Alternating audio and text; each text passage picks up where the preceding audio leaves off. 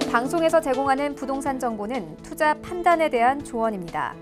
방송에서 제공하는 부동산 물건의 가치, 가격 상승 및 가격 하락에 대해서는 방송사에서 보장하지 않습니다. 헤드라인 뉴스입니다. 국토부는 7.10 부동산 대책의 후속 조치로 민간 임대주택 특별법 개정안이 오늘 18일부터 즉시 시행된다고 밝혔습니다. 이에 4년 단기 및 8년 아파트 장기 매입 임대 주택 제도가 폐지되고 신규 등록 임대주택의 최소 임대 의무 기간이 10년으로 늘어나며 모든 등록 임대주택 사업자는 임대보증금 보증을 의무로 가입해야 합니다. 앞으로는 신혼부부가 아니어도 생애 첫 주택을 구입하면 취득세 감면 혜택을 받을 수 있으며 연소득 7천만 원 이하 3억 원, 수도권은 4억 원 이하 주택이 대상입니다. 행정안전부는 이 같은 내용의 지방세 특례 제한법 일부 개정안이 지난 11일 오전 국무회의를 통과했다고 발표했고 오늘인 12일부터 생애 첫 주택의 취득세 감면 혜택을 확대합니다. 국토부는 지난 11일 열린 국무회의에서 공공주택 특별법 일부 개정안이 통과됐다고 밝혔습니다. 이는 5.16 수도권 주택공급 대책의 후속 조치로 정부는 입지가 우수한 도심 내 공실, 오피스 상가의 전체 또는 일부를 매입해 리모델링을 거쳐 1, 2인 주거용 공공임대주택으로 활용하겠다는 방침이며 개정안은 오늘 10월 18일부터 시행될 예정입니다.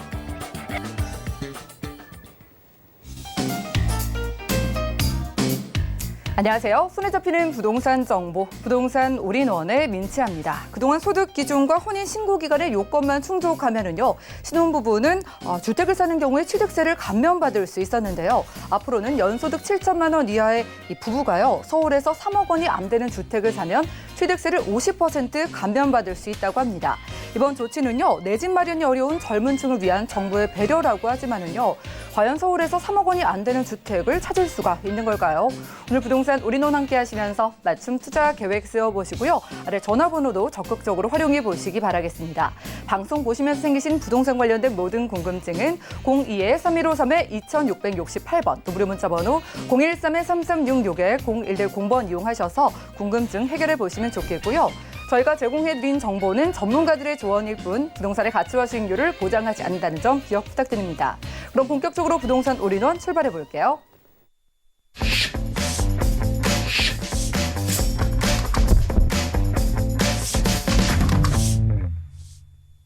네, 오늘 부동산 올인원은 이분 모시고 함께합니다. ENR 연구소의 김창 본부장님과 인사 나눌게요. 어서 오시죠. 안녕하세요.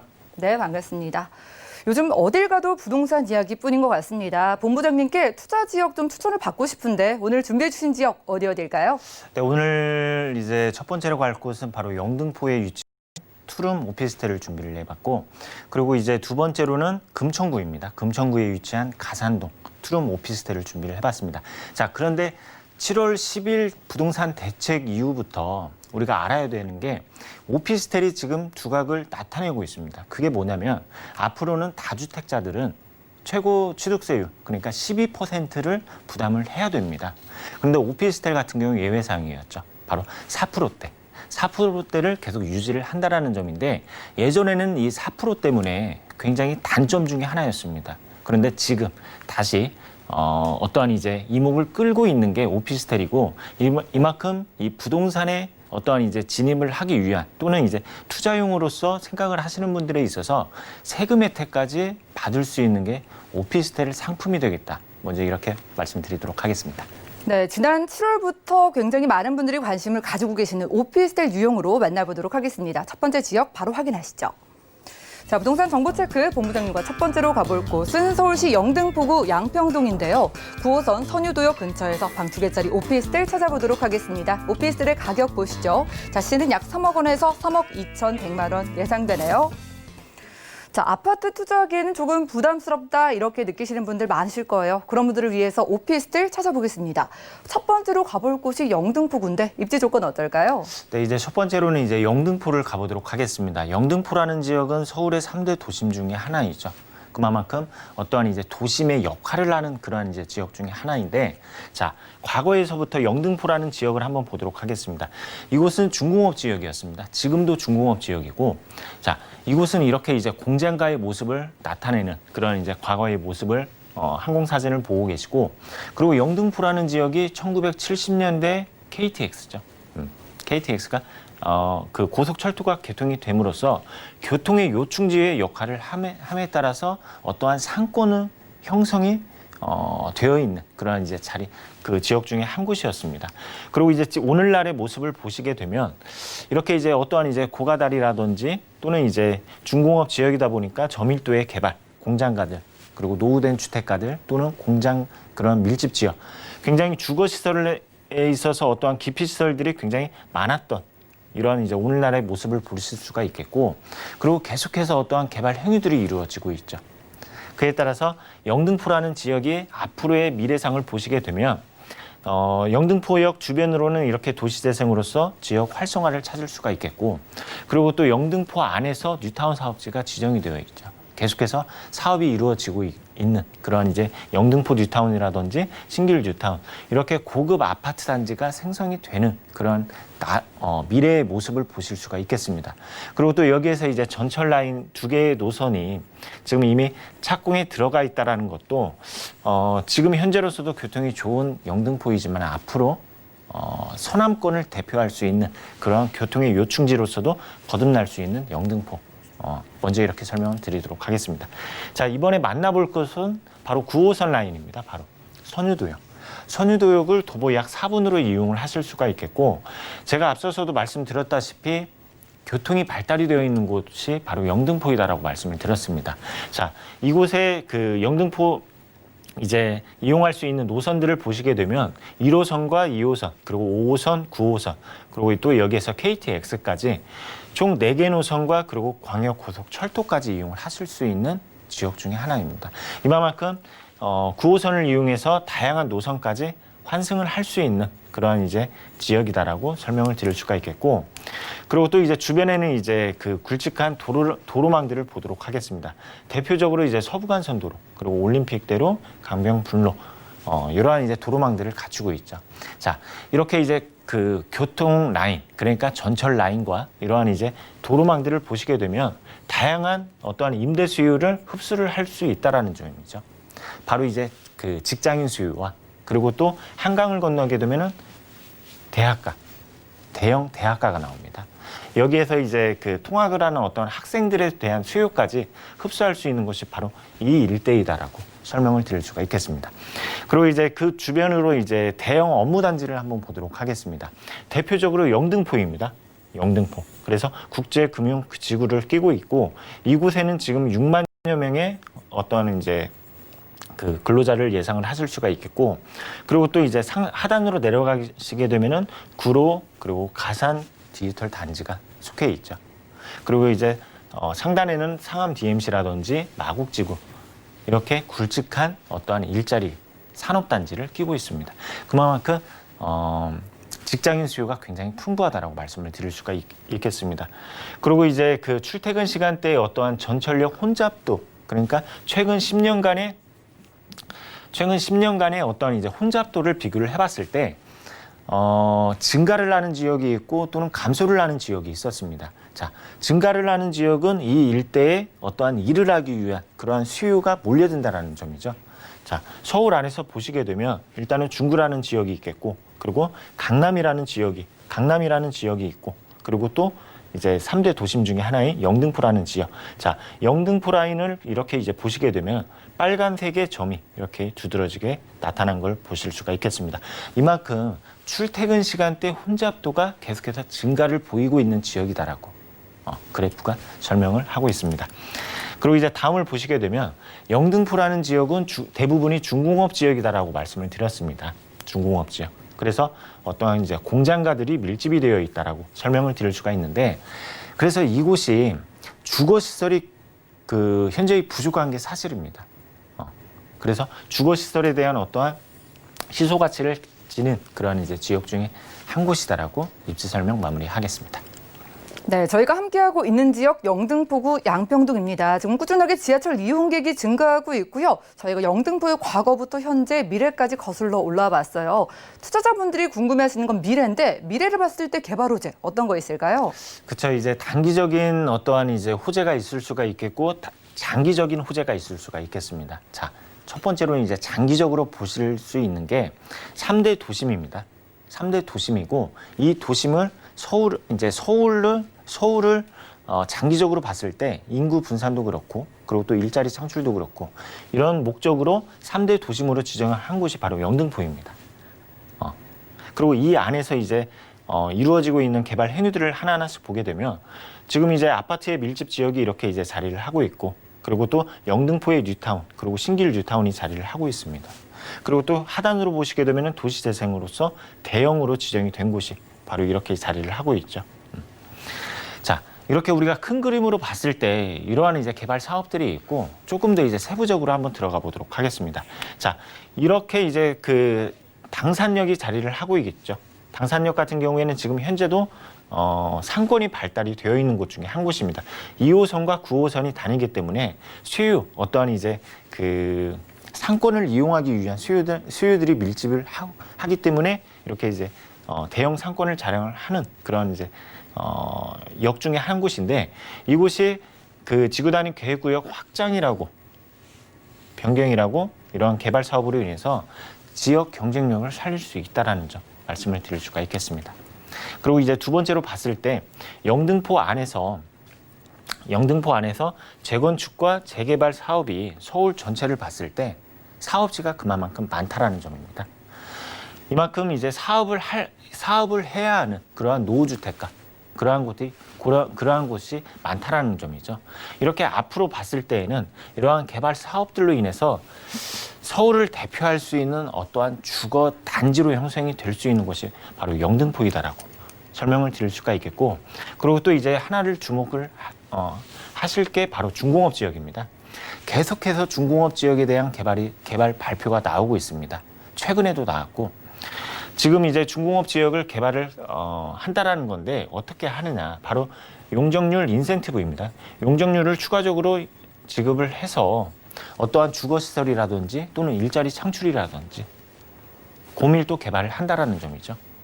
그런데 서울 안에서 보시게 되면 중공업 지역이 밀집이 되어 있는 곳이 1위를 한 곳이 바로 영등포이라는 점, 이 점도 주목을 하실 필요가 있다라는 점입니다.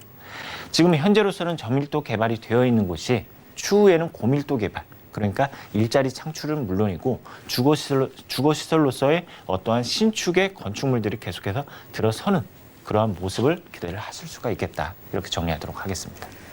네, 이런 많은 개발 호재를 안고 있는 영등포구의 주택 수가 부족하다는 게 어쩌면 투자자분들께 기회가 될 수 있을 것 같습니다. 토룸 오피스텔이에요. 가격 어떻게 될까요? 네, 이번엔 가격을 알아보도록 하겠습니다. 매매가 시세로는 3억에서부터 3억 1,100만 원, 그리고 전세 예상가로는 2억 6,500에서부터 2억 8,600만 원 예상이 되고, 이렇게 전세를 안고 투자를 할 시에는 3,500으로 투자가 가능합니다.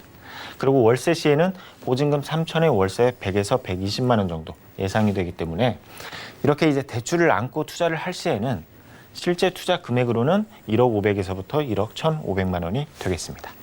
네, 가격까지 확인해 봤습니다. 최근 들어서 새롭게 오피스텔에 관심을 가질 수밖에 없는 시장인데 전략 세워볼까요? 네, 전략 세 가지로 이제 따져보도록 하겠습니다. 지역 내 신규의 업무 시설이 계속해서 들어선다라는 점이죠. 그게 이제 예전에는 아파트형 공장으로 불리웠던 바로 지식산업센터입니다. 지금 주변으로 봤을 때 대규모의 어떠한 일자리가 있는 걸 확인을 하셨죠. 그런데 지역 내에서 지식산업센터라 해가지고 일자리 창출이 계속해서 이루어지고 있는 부분, 그리고 두 번째를 봤을 때 대규모의 정비사업들, 그러니까 도시재생이라든지 뉴타운이라든지 그리고 또 가로주택 정비사업이라든지 이러한 것들이 지역 내에서 이루어지고 있다는 점. 그리고 마지막 세 번째로는 다양한 임대 수요층입니다. 바로 이제 직장인 수요라든지 학생 수요층까지 흡수할 수 있는 지리적인 입지를 가지고 있다는 점 말씀드리도록 하겠습니다. 네, 업무 시설이 꾸준히 늘어나고 있는 영등포구 양평동에서 방 2개짜리 오피스텔 소개해드렸고요. 다음 지역도 가보시죠. 자, 부동산 정보체크 본부장님과 두 번째로 확인할 지역은 서울시 금천구 가산동인데요.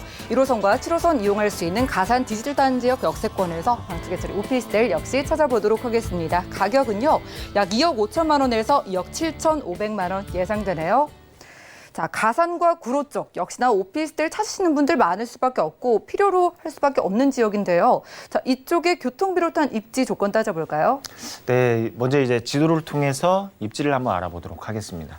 자, 가산 디지털 단지역과 구로 디지털 단지역이 있습니다. 바로 1호선과 7호선, 그리고 2호선이 이용을 할 수 있는 바로 이제 가산과 구로 디지털 단지역인데 이 두 역을 역세권으로 이용을 할 수 있는 그러한 도보권에 위치해 있는 가산동입니다. 그리고 또 이제 주변으로 보시게 되면은 이렇게 이제 국가산업단지가 가산과 구로 산업단지가 위치해 있는 걸 확인을 하실 수가 있겠고, 그만큼 이곳은 일자리가 굉장히 풍부한 곳이다라고 설명을 드릴 수가 있겠습니다. 그리고 또 이곳이 2010년도 기준으로 그 가산동, 특히 이제 금천구 안에서도 가산동을 따졌을 때 연령대를 비교를 해봤더니 젊은 수요층이 많다라는 점이죠. 바로 20대와 40대 수요층이 많다라는 점인데, 사실 그렇습니다. 이 수요층이 어떠한 소비력이 높은 수요층이라고 말씀을 드리고 싶습니다. 그만큼 어떠한 결정이 빠른 그런 수요층이 밀집을 하고 있는 가산동이다라고 설명을 드릴 수가 있겠습니다. 그리고 이제 두 번째로 봤을 때 출퇴근 시간대 마찬가지입니다. 출퇴근 시간대에 어떠한 이용객이 많은 그러한 이제 그 역을 따졌을 때 유의를 자랑을 하는 곳이 가산 디지털 단지역이다라고 설명을 드릴 수가 있겠고, 그리고 이제 앞서서도 말씀드렸다시피 이곳은 국가산업단지가 있는 곳입니다. 자, 구로 디지털 단지와 그리고 가산 디지털 단지가 이렇게 이제 자리를 하고 있는데, 이곳은 65년도부터 국가가 정한 산업단지로 지정이 되었고, 그리고 90년대 이후부터 첨단 IT 업체가 대거 밀집을 함으로써 오늘날의 모습을 만나보실 수가 있겠습니다. 그래서 이곳을 보시게 되면 어떠한 이제 기업체의 기반 지역이다라고 설명을 드릴 수가 있겠고, 여기에만 종사하는 인구가 약 16만 명을 예상을 하고 있습니다. 그만큼 요 주변으로 어떠한 이제 집을 찾는 그러한 젊은 수요층이 굉장히 풍부하다라고 말씀을 드릴 수가 있어서 어떠한 이제 안정적인 그 임대 시장을 자랑을 하는 그러한 지역이다라고 말씀을 드릴 수가 있겠습니다. 그리고 이제 그 서울의 인구는 계속해서 감소세를 보이고 있습니다. 1,000만 명에서 이제는 900만 명으로 이렇게 감소세를 보이고 있는데, 서울 안에서도 인구가 증가를 하고 그리고 또 세대수가 증가를 하는 지역이 있었습니다. 그 지역이 금천구 가산동이었는데, 이렇게 일자리가 풍부하다 보니까 일부러 지방에서도 어떠한 젊은 수요층이 유입이 되는 지역이다라고 말씀을 드릴 수가 있겠습니다. 그리고 여태까지는 금천구가 가격 상승이 그렇게 되지 않은 지역 중에 하나였었죠. 그 이유가 어떠한 이제 그 고가의 아파트들이 없었고, 그리고 또 여기에서 군부대가 있다 보니까 교통의 흐름, 그러니까 시대에 맞지 않는 그러한 이제 이유가 있었습니다. 그런데 군부대 이전 이야기가 나오고 있고, 그리고 신축의 아파트가 계속해서 생겨남에 따라서 가격을 끌어올릴 수 있는 그러한 요소가 계속해서 생겨나고 있는 지역이 금천구이다라고 설명드리도록 하겠습니다. 네, 역시나 일자리와 오피스텔 때려야 뗄 수 없는 관계인 것 같고요. 일자리가 넘쳐나는 금천구 가산동에서 푸른 오피스텔 찾아보고 있습니다. 자, 이렇게 아파트 단지도 조성되고 있고 조금 더 구체적인 소식을 만나봐야 될 것 같은데, 추가적인 교통 호재라던가 주목할 만한 호재 어떤 거 있을까요? 그렇죠. 금천구라는 지역이 교통적으로 봤을 때 물론 이제 그 가산 디지털 단지역과 구로 디지털 단지역은 있지만 이용을 하지 못하는 행정동들도 굉장히 많습니다. 그런데 이번에 바로 신안산선이죠. 신안산선은 이미 착공이 들어갔습니다. 계획 단계가 아니라 착공이 들어갔기 때문에 앞으로의 어떠한 가격 상승이 단계적으로 예상이 되는 그런 개발 호재 중에 하나입니다. 그리고 지금 이제 이 노선이 굉장히 또 주목을 하실 필요가 있는 이유가 무엇이냐? 서울 안에서 주요 노선이 있죠. 뭐 2호선이 될 수도 있고 9호선이 될 수도 있고 5호선이 될 수도 있고 하는데, 이 노선이 개통이 됨에 따라서 서울 그 주요 노선을 쉽게 환승을 할 수 있다라는 점. 그래서 추후에 개통이 되었을 때 2024년도에 개통이 되었을 때에는 이용객이 굉장히 많을 것으로 예상을 하실 수가 있겠고, 그리고 이제 금천구를 대표할 수 있는 개발 호재가 바로 신안산선이다라고 말씀을 드릴 수가 있겠습니다. 그리고 이제 두 번째로 이제 주목을 하실 그 노선이 월곶 판교선입니다. 아직 착공이 들어가지는 않았지만 지금 현재 계획 단계입니다. 그런데 이 노선을 주목을 하실 그 이유가 무엇이냐? 바로 광명에서 환승을 하실 수 있다라는 점이죠. 그래서 추후에는 이 노선이 개통이 되면 판교에 대한 어떠한 수요층까지 흡수를 할 수 있는 지역이 바로 금천구이다라는 점. 그 이유가 편리한 교통망이겠죠. 이렇게 이제 교통적인 부분을 말씀을 드릴 수가 있겠습니다. 그리고 이제 세 번째로 이제 말씀을 드리면 바로 이제 서부간선도로입니다. 이곳은 이제 상습적으로 그 어떠한 출퇴근 시간대에 굉장히 그 교통 그 정체가 일으키는 그러한 그 도로 중에 한 곳이죠. 그런데 이곳을 지하 구간과 그리고 지상 구간 나누어서 지상 구간에 공원화를 시키고 그 지하 구간에는 어떤 교통 흐름을 원만하게 하겠다라는 그런 이제 그 지화 산업인데 이미 착공이 들어갔습니다. 개통하는 그 시간이 얼마 남지 않았기 때문에 이 부분도 금천구에 있어서 어떠한 긍정적인 요소로 작용을 할 수 있다라는 부분 말씀을 드릴 수가 있겠습니다. 그리고 제가 이제 그 가장 금천구를 대표할 수 있는 개발 호재가 신안산선이라고 말씀을 드렸죠. 신안산선이라고 말씀을 드렸는데 새로운 노선이 개통이 됩니다. 새로운 노선이 개통이 되면 앞으로 여기에 밀집을 할 수 있는 요소, 유동인구라든지 상주 인구는 앞으로 생겨날 수 있다라는 점입니다. 그에 맞춰서 주요 노선별로 지구단위 계획구역으로 지정을 해서 그 어떠한 이제 체계적으로 개발을 하겠다라는 목표가 있는데 대표적으로 어떠한 이제 그 군부대 시설이 있겠습니다. 바로 이제 군부대 시설을 이전을 시키고 여기에 대규모의 상업 시설을 생겨나게끔 그래서 대표할 수 있는 상업 시설을 만들겠다라는 점 말씀을 드릴 수가 있겠고 그리고 이제 그 두 번째로는 대형 병원입니다. 금천구에는 그 대표할 수 있는 병원이 없습니다. 그런데 이렇게 대규모의 병원이 생긴다라는 점 분명히 이 지역의 긍정적인 요소로 뽑을 수 있다라 이렇게 정리하도록 하겠습니다. 네, 대형 병원도 생기고요. 교통망이 더 편리해진다고 하니까 지금 일자리 수요뿐만 아니라 외부의 수요까지 끌어올 수 있는 오피스텔로 보입니다. 가격 만나볼게요. 역시나 투룸인데 시세 어떻게 될까요? 네, 이번에 가격을 한번 알아보도록 하겠습니다. 3억이 넘지 않습니다. 바로 2억 5천에서부터 2억 7,500만 원. 그리고 전세 예상가로는 2억 4,500에서부터 2억 7천만 원 예상이 되기 때문에 실제 투자 금액으로는 500만 원으로 투자가 가능하다라는 점. 그리고 월세로는 보증금 2천에 월세 90만 원 정도 예상을 하고 있습니다. 여기에서 이제 대출을 안고 투자를 하신다면은 실제 투자 금액으로는 8천에서부터 9천만 원 정도 예상하시면 좋을 것 같습니다.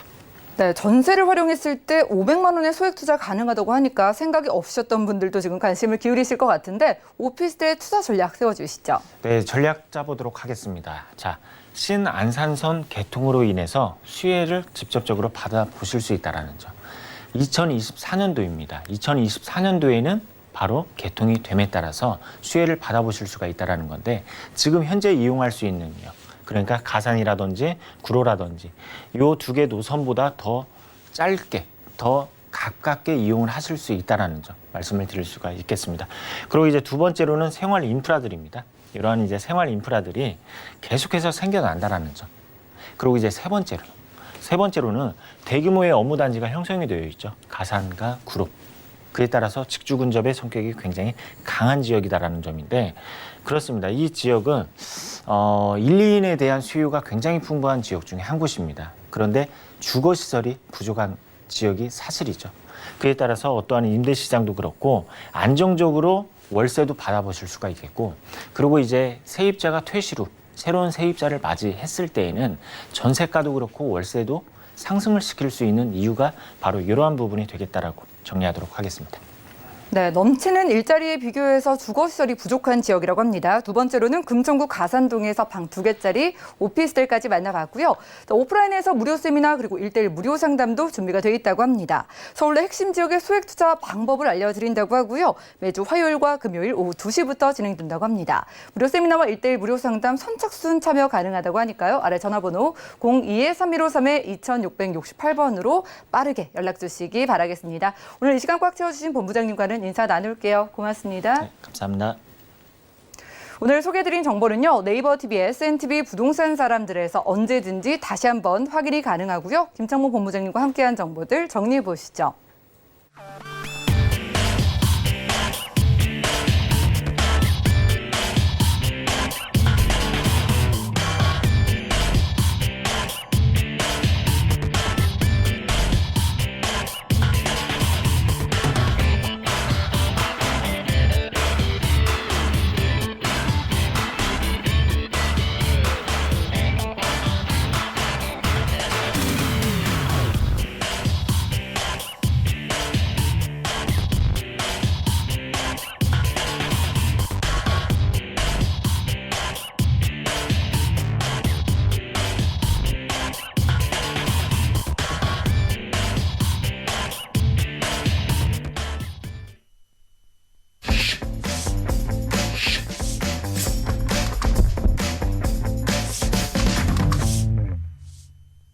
부동산 올인원 이 시간에는요. 부동산 미디어그룹의 박대근 본부장님 모시고 인사 나누겠습니다. 어서 오시죠. 네, 안녕하세요. 네, 반갑습니다. 지난 8월 4일에 발표된 대책 가운데 내용 가운데 시장을 좀 시끌시끌하게 만들었던 내용이 있습니다. 바로 임대사업자 제도의 부분적인 폐지인데요. 어떤 내용이 어떻게 달라지고 시장에 앞으로 어떤 변화 있을지까지 이슈 진단 통해 확인해 보시죠. 네, 맞습니다. 계속해서 부동산에 대한 정책들을 예의주시할 수밖에 없습니다. 변화에 발빠르게 대응을 하시고 대처를 하셔야 투자에 있어서도 가장 합리적인 투자가 가능하시지 않을까 생각을 하고 있는데요.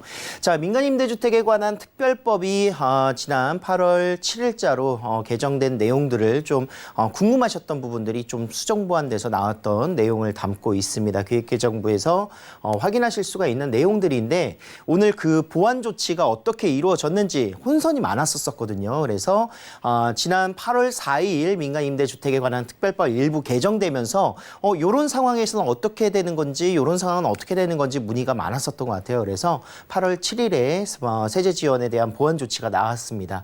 자, 일단 기본적으로 8월 4일 본회의 통과를 시키면서 어떤 내용이 바뀌었느냐.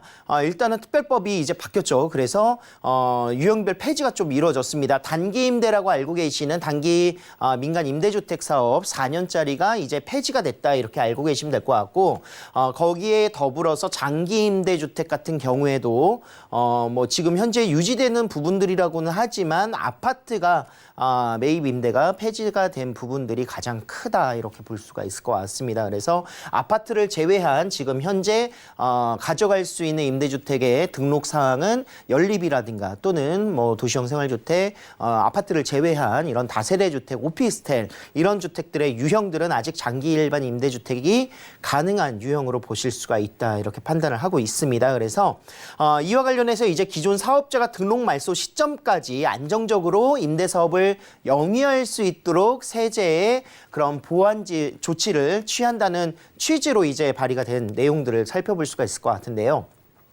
자, 임대사업자를 등록하면 가장 큰 혜택들, 뭐 취등록세 감면 혜택들도 있을 것이고요. 내가 보유를 하면서 이제 보유에 관한 소득세라든가 법인세, 법인 같은 경우에 법인세, 그리고 종합부동산세의 혜택들이 그 전에 있었던 내용들입니다. 거기 더불어서는 이제 양도소득세까지 가는데, 자, 임대 등록 기간 동안의 세제 지원을 유지시켜 주겠다라는 게 가장 큰 포인트다 이렇게 보시면 될 것 같습니다. 사실 이제 소급 적용을 하지 않고 유지를 시켜주는 게 당연한 건데 이 내용이 나오면서 그래도 좀 걱정하셨던 분들이 한시름 놓지 않았을까 이런 생각들을 하고 있고요. 자, 민간 임대주택 개정에 따라서 폐지되는 임대주택 유형에 대해서 임대 등록 기간 동안의 임대 소득에 대한 소득세라든가 법인세 그리고 보유에 있어서의 종합부동산세의 세제 혜택을 유지시켜 주겠다라고 하는 겁니다. 언제까지? 임대 등록일부터 자진과 그리고 자동 등록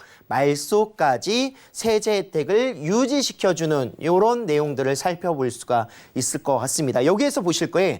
자진과 그리고 자동 등록 말소라고 했습니다. 이건 뭐냐면 원칙적으로는 이제 4년 동안의 의무 보유 기간, 8년 동안의 의무 보유 기간들이 있죠. 그 기간에 이제 자동 말소되는 것뿐만이 아니라 자진 말소를 하는 경우에도 세제 혜택을 유지해 주겠다라고 하는 겁니다. 어떤 부분에 자진 말소가 가능한지 지금 현재 임대사업자를 계속 폐지하고 있는 상황으로 가고 있기 때문에 약간 그런 정책적인 기조가 담겨져 있는 내용이지 않나 생각을 하고 있고요. 자, 자진 자동 등록 말소하는 경우에 추징을 면제하겠다. 어떤 추징일까요? 의무 보유 기간을 지키지 않았기 때문에 추징되는 내용들이죠. 임대 기간이 경과하기 전에 자진 등록 말소를 하는 경우에도 감면받은 세금을 그 전에는 추징을 했었습니다. 하지만 이제는 추징하지 않을 테니 자동 말소 또는 자진 말소를 해라라는 내용이다 이렇게 이해를 하시면 좋을 것 같고요. 자, 양도소득세 같은 경우도 마찬가지입니다. 자진 등록 말소의 경우 의무 임대 기간의 2분의 1 이상 4년짜리면은 2년 이상을 임대하셨거나 8년짜리일 경우에는 4년 이상을 임대하셨을 경우에는 다음에 보완 조치를 적용하겠다. 어떤 보완 조치일까요? 임대 기간 동안의 미충족 기간을 다 채우지 못하더라도 2분의 1 이상만 채우게 된다면 양도소득세에 중과 배제가 이루어졌었던 부분들을 그대로 유지시켜주겠다. 가장 크죠. 그래서 매도할 수 있는 매도 물량들 계속해서 좀 시장에 풀리기를 희망하는 정책이다. 이렇게 보시면 좋을 것 같습니다. 사실 4년 동안 가지고 있어야 되기 때문에 매도 물량들이 풀리지 않았었던 부분들을 조금은 해소할 수 있는 정책이지 않을까 생각을 하고 있습니다. 자, 자진 등록 말소를 통해서 의무 임대 기간을 충족하지 않더라도 양도하는 경우에 다주택자에 대해서 양도소득세 10%, 20%, 지금은 이제 20%, 30%의 중과인데 그 중과를 배제해주고 법인세를 추가가세를 배제해줄 테니 임대 의무 기간을 2분의 1 이상만 지났으면은 매도해도 괜찮을 것이다. 이렇게 이해를 하시면 될 것 같습니다.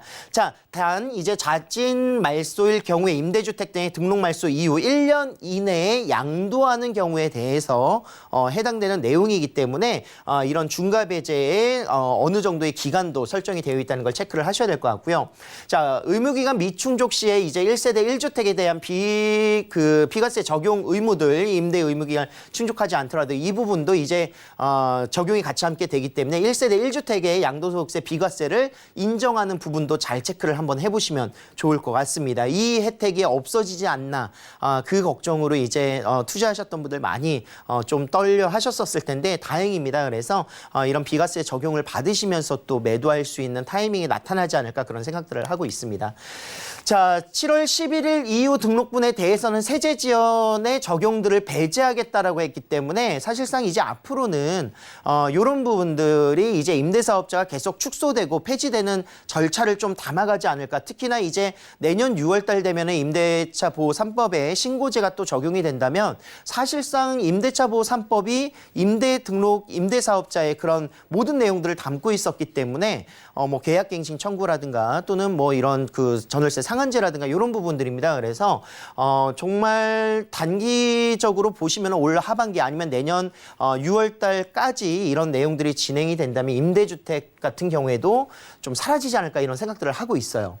자, 민특법 개정의 영향 어떤 부분일까요? 임대 기간 중 2분의 1 이상 충족 시 페널티 없이 양도가 가능한 게 가장 큽니다. 그래서 시장에 이제 민영 임대주택들이 풀리게 될 것이다.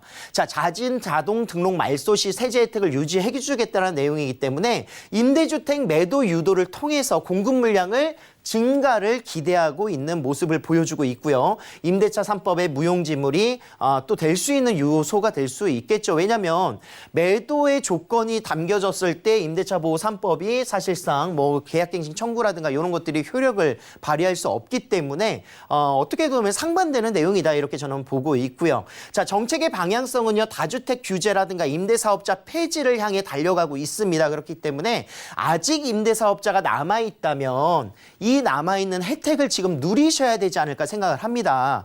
2017년도 임대사업자를 등록을 권유했었을 때 등록을 좀 빨리 하셨던 분들은 많은 혜택들을 보셨었고요. 하지만 이게 등록하면서 또 단점들이 보이면서 좀 늦추거나 등록을 안 하셨던 분들은 또 후회를 하셨지 않겠습니까? 지금도 마찬가지입니다. 지금 현재 임대사업자가 아직 남아있을 때 이 혜택을 바라보셔야지 이것도 지금 혜택을 보지 않으시고 나중에 폐지가 됐었을 때는 또 그 아쉬움들이 굉장히 많이 남을 것이다 이렇게 보시면 될 것 같고요.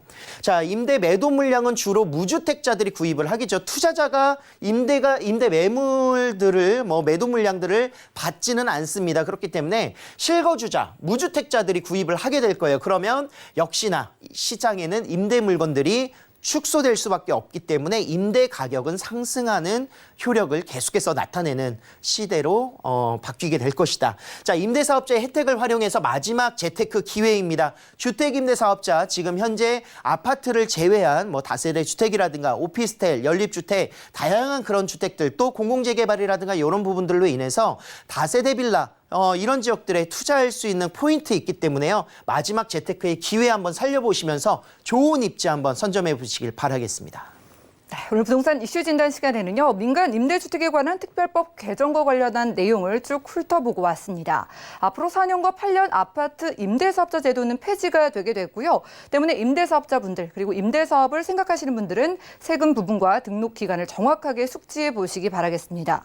자, 이로 인해서 임대가 상승이 예상된다고 하니까 계속해서 시장 상황 저희와 예의주시해 보시기 바라겠고요. 자, 지역 선별도 전문가의 도움 받아보시는 게 어떨까요? 정보 체크 시간 준비되어 있습니다. 기호 확인해 보시죠. 자, 부동산 정보체크 본부장님과 첫 번째로 가볼 지역은 서울시 성북구 성북동인데요. 4호선 한성대입구역 역세권에서 방 2개짜리 다세대 주택 찾아보겠습니다. 가격 보시죠. 자, 시세는 약 4억 2천만 원에서 4억 4천만 원 예상되네요. 자, 요즘 강북권의 상승세가 아주 무섭다고 합니다. 그동안 오르지 않았던 지역들도 소리 소문 없이 오르는 모습을 보여주고 있다고 하는데 대표적인 지역이 성북구 아닐까 싶은데 이 지역 살펴볼까요? 자, 공공재개발의 가장 큰 핫 이슈 9월 달로 이제 시범 지정이 구성이 될 것 같은데요. 2만 세대를 공급하겠다라는 전략을 가지고 있죠. 어느 지역을 선별해야 될까요? 사실상 이제 직권 해제가 이루어졌던 부분이라든가 또는 이제 조합원들의 구성들이 사업성의 부재로 인해서 사업성이 좀 부족함으로 인해서 좀 딜레이되거나 지연됐었던 곳들을 유념하지 않을까, 유심하게 좀 보셔야 되지 않을까 생각을 하고 있습니다. 그 지역 중에 가장 핵심인 지역 성북 1구역을 한번 살펴보도록 할게요.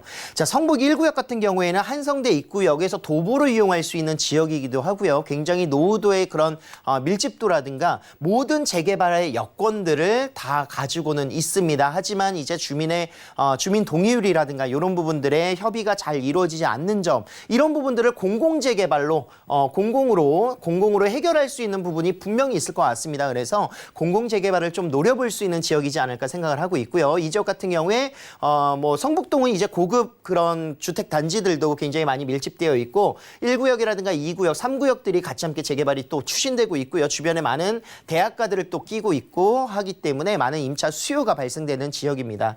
자, 그중에서도 이제 사대문 안에 위치하고 있는 뭐 광화문이라든가 또는 종로의 그런 상업 업무 중심지까지의 접근성이 굉장히 우수하기 때문에 뭐 CBD 지역이라고 하는 도심 지역의 70만 명 이상의 일자리와 그리고 또한 이런 서울대학병원과 대학로를 끼고 있는 많은 대학가를 또 끼고 있습니다. 그래서 이 주변만 하더라도 동대문 상권과 함께 더불어서 100만 명 이상의 임차 수요가 발생될 수 있는 곳이기 때문에 이곳의 임차 수요 또한 굉장히 우수하지만 이곳에 아파트가 생긴다면 어느 정도의 입지적인 파워를 가져갈지는 충분히 예상이 될 거다 이렇게 생각을 하고 있습니다. 자, 다양한 개발 호재들 중에서 성북동 같은 경우에는 재개발이 같이 함께 추진되고 있는 점인데요.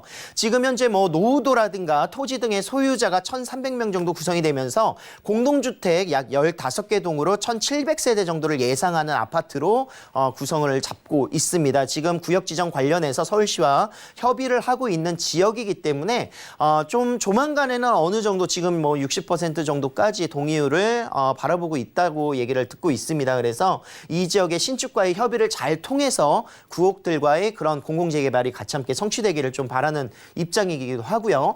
자, 수도권 공급 기반 이제 정책적인 방안 나왔었죠. 6월 5일 날 이제 발표됐었던 부분들인데 부족한 재개발 사업성을 공공 참여를 통해서 개선하고 부족한 분담금들 내가 돈이 없어서 이곳에 중도금 납입이라든가 이런 것들이 힘들었던 부분들이 이제 동의율에 이제 좀 반대를 했었던 부분들일 텐데 공공이 사업 관리를 하면서 중도금을 40%로 하향을 시키고요. 사업 기간을 5년으로 단축을 시키고 가장 중요한 거죠. 분양가 상한제의 적용 대상 제외다. 이것은 이제 분양가 상한제를 적용을 안 시키겠다라는 것은 실거주 요건도 들어가지 않고요. 특히나 또 이제 뭐 이런 그 분양가 상한제를 통해서 가격대 형성이 굉장히 좋게 형성될 수 있는 부분들이 굉장히 많다. 이렇게 판단을 할 수가 있을 것 같습니다. 그래서 공공이 같이 함께 가기 때문에 나쁜 것만 있는 것은 아닙니다. 굉장히 이렇게 좀 노후되어 있고 열악한 지역들은 아파트의 양질의 주거 환경으로 개선될 수 있기 때문에 굉장히 큰 호재다 이렇게 보실 수가 있을 것 같고요. 자, 동부권에서 핵심적인 그런 또 철도의 그런 구성들 왕십리부터 시작을 해서 상계역까지의 동북선이 이제 개통을 2025년 앞두고 있습니다. 지금 2020년 올해 이제 착공이 들어가고요. 1조 6천억 원 정도의 민자 사업 그 구간으로 이제 개발이 될 것이다. 이곳이 이 역세권으로서의 개발들이 굉장히 기대되는 부분들은 홍릉바이오센터부터 시작을 해서 광운대 역세권 개발이라든가 창동 신경제 중심지까지 모든 업무 시설들을 중심가까지 연결하는 사업들이기 때문에 기대를 많이 받고 있습니다.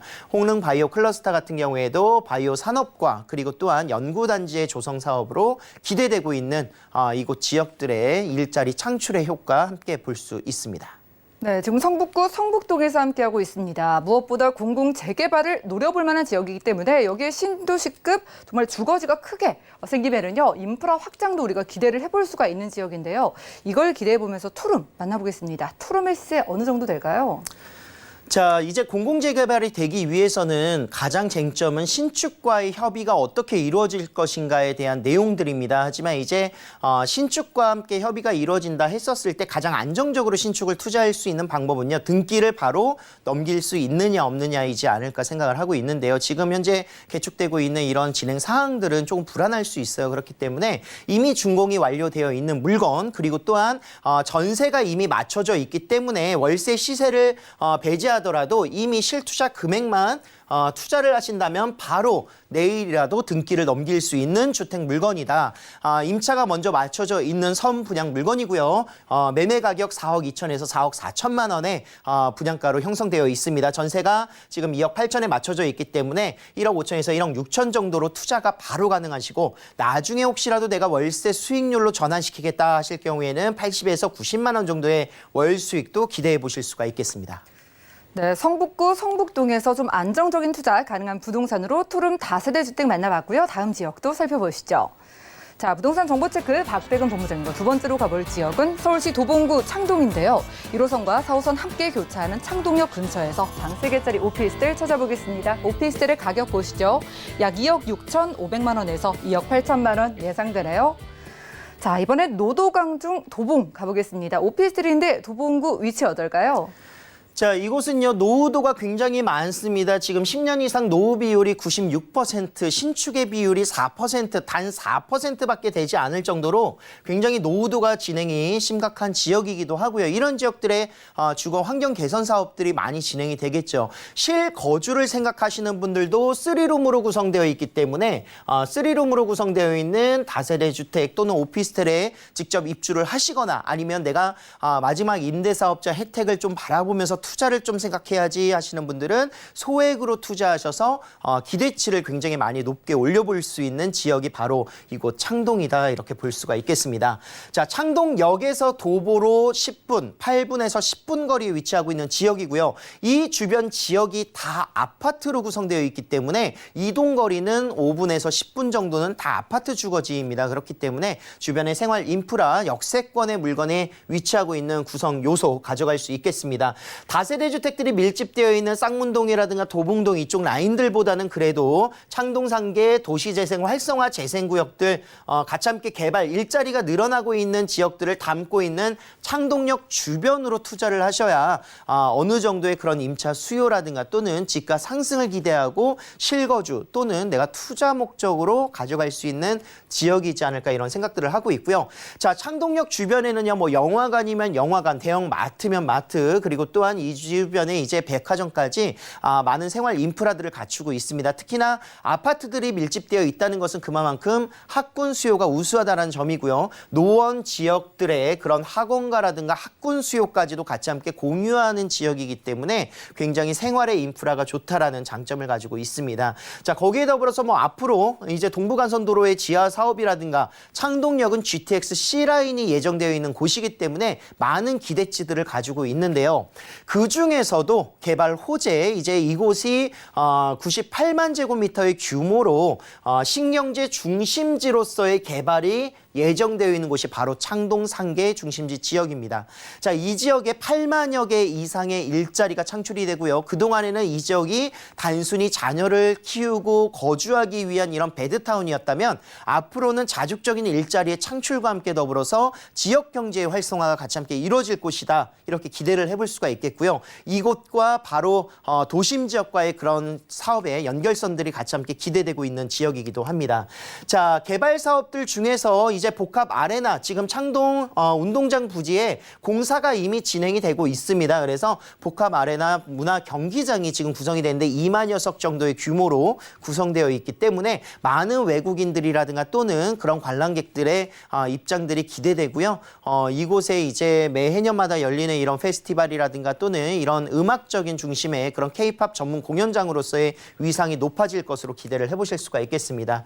자, 다양한 그런 섹션으로서 개발이 같이 함께 진행이 되는데요. 복합 문화 시설이라든가 또는 창업 시설들, 창업 육성 문화 기능들이 같이 함께 구성이 될 것이고요. 농원역 위쪽 라인에는 이제 지식산업 거점으로서의 R&D 산업이라든가 또는 비즈니스 벨트가 같이 함께 구성이 됩니다. 이 지역 같은 경우에 창동 차량기지와 그리고 도봉 면허시험장 부지들 그리고 농협 하나마트의 그런 유통단지부터 시작을 해서 복합적인 문화시설들이 같이 함께 구성이 될 것이고 창동역 주변에는 환승센터까지 지금 예정을 하고 있습니다. 그래서 지금 현재 1호선과 4호선뿐만이 아니라 앞으로는 GTX 신호선도 기대를 해볼 수 있는 창동역의 개발 사업들이 계속 예정되어 있습니다. 자, 아까 말씀드렸었던 창동 차량기지의 도봉 면허 시험장 부지의 이전과 함께 더불어서 이곳에 아까 말씀드렸던 8만여 개 이상의 일자리가 밀집될 수 있는 제2의 코엑스를 만든다고 합니다. 그렇기 때문에 일자리가 굉장히 많이 늘어날 수 있는 이런 요소들을 가지고 있고요. GTX 신호선의 그런 착공 소식들 내년이면 이제 바라보실 수 있을 것 같습니다. 자, 거기 더불어서 동부간선도로 지하 사업도 같이 함께 구성이 되어 있기 때문에 강남 국제교류 복합지구의 조성 사업과 연결될 수 있는 영동대로 지하 사업과 바로 다이렉트로 연결이 됩니다. 그래서 강남권의 진출입이 GTX 신호선과 함께 더불어서 더욱더 빠르게 접근할 수 있는 대형 개발 교통 호재다 이렇게 정리를 하겠습니다. 네, 지금은 낙후되고 오래된 지역이 많다는 건 그만큼 개발의 여지가 크다는 거겠죠. 지금 창동 상계 일대 개발이 되고 나면은요, 단순한 주거지가 아니라 일자리가 생기는 자족 도시가 될 것 같습니다. 여기서 만나보는 방 3개짜리 오피스텔인데요. 가격 어떻게 될까요? 자, 4개 동으로 이루어져 있는 건물입니다. 그래서 이곳에는 선택할 수 있는 선택지가 굉장히 많죠. 오피스텔이 될 수도 있고 내가 직접 거주를 하기 위해서 무주택자일 경우에 취등록세의 그런 중과가 없기 때문에 1.1%의 취등록세로 내가 주택분을 좀 투자를 하겠다 또는 직접 입주를 하겠다 하시는 분들도 가능합니다. 그래서 오피스텔 가격대는요. 2억 6,500에서 2억 8천만 원, 주택 같은 경우에 다세대 주택 같은 경우에는 금액이 조금 더 올라갈 수 있는 요소들을 가지고 있고요. 전세 시에는 2억 5,500에서 2억 6,500만 원 정도의 전세가 맞춰지는 시세이기 때문에 실투자 금액이 1,000에서 1,500만 원밖에 들어가지 않다는 겁니다. 소액으로 들어가고요. 취등록세 그런 감면 혜택이라든가 나중에 양도소득세, 장기보유 특별공제 같은 것도 다 유지하면서 임대사업자 등록하시면 투자하기에 굉장히 안성맞춤이 되겠죠. 그리고 또한 임대 가격은 나중에 일자리가 계속 늘어나면서 이 지역의 가격이 상승해서 투자 금액을 빠르게 회수할 수 있는 전략을 세워보실 수가 있을 것 같고요. 자, 월세 시에는 2,000에서 90에서 100만 원 정도 예상을 합니다. 그래서 대출 금액 제외하시고 1억 중반대의 투자 금액으로 투자도 가능하시겠습니다. 자, 7광역 중심지 창동 상계 지역이고요. 생활의 인프라 지금도 좋습니다. 하지만 앞으로 일자리가 늘어나는 지역, 인구가 계속해서 늘어날 수 있는 곳이기 때문에 임차 수요의 안정성에 투자를 하실 수가 있겠고요. 지역 개선이 일어나는 곳에 앞으로 투자할 수 있는 동부권은 서울 지역에서 가장 늦게 개발이 되는 곳이기도 했었습니다. 하지만 이제 앞으로 풍부한 개발 호재로 창동 상계 지역, 신경제 중심지로서의 그런 개발 사업들에 선투자하신다면 앞으로 향후에 집가 상승에 큰 영향들 받으실 수 있을 것 같습니다. 네, 도봉구 창동에서 만나보는 방 3개짜리 오피스텔이었습니다. 그리고 계속된 정책으로 부동산 고민 많으실 텐데요. 이런 식의 부동산으로 돈 버는 방법 알려드리는 무료 세미나 준비되어 있습니다. 주제는 부동산 정책을 알면 돈이 보인다라고 하고요. 매주 화요일과 일요일 오후 1시부터 무료 세미나 진행해 주신다고 합니다. 선착순 10명까지만 무료 참여라고 하니까요. 관심 있으신 분들은 02-3153-2668번 빠르게 연락 주시기 바라겠습니다. 자, 이 시간 알차게 채워주신 박대근 본부장님과는 인사 나누겠습니다. 고맙습니다. 감사합니다. 오늘 보신 정보는요. 네이버 TV의 SNTV 부동산 사람들에서 언제든지 다시 한번 확인이 가능하고요. 본부장님의 부동산 정보 확인해 보시죠.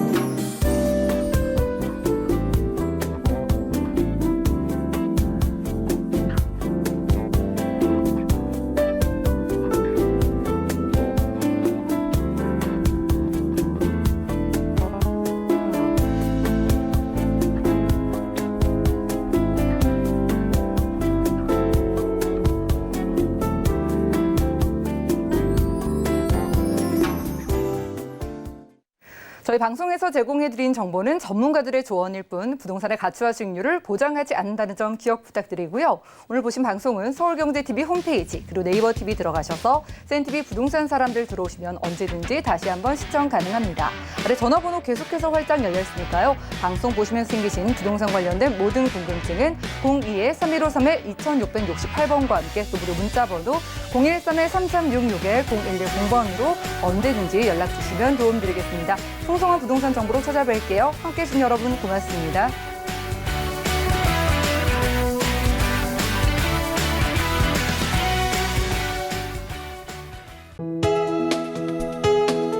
본 방송에서 제공하는 부동산 정보는 투자 판단에 대한 조언입니다. 방송에서 제공하는 부동산 물건의 가치, 가격 상승 및 가격 하락에 대해서는 방송사에서 보장하지 않습니다.